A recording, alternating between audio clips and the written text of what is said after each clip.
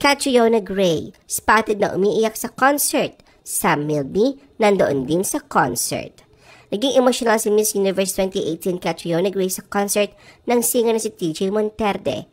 Noong February 2, 2025, dumalo si Catriona kasamang ilang mga kaibigan sa kinamang gabi na itong gabing sold-out concert ni TJ na pinamagatang Sarili Nating Mundo sa Araneta Coliseum.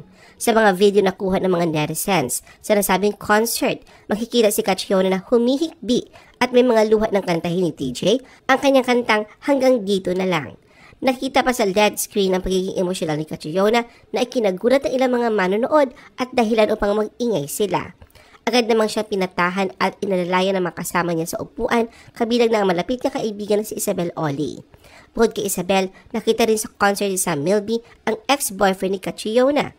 Sa katunayan, 3 upuan lang ang layo nila ni Sam na nanood sila ng concert ni TJ, na kapwa nila cornerstone artist. Dahil dito nalungkot ang kanilang mga fans, imposible raw na hindi nakita ni Sam ang pagiging emosyonal ni Catriona.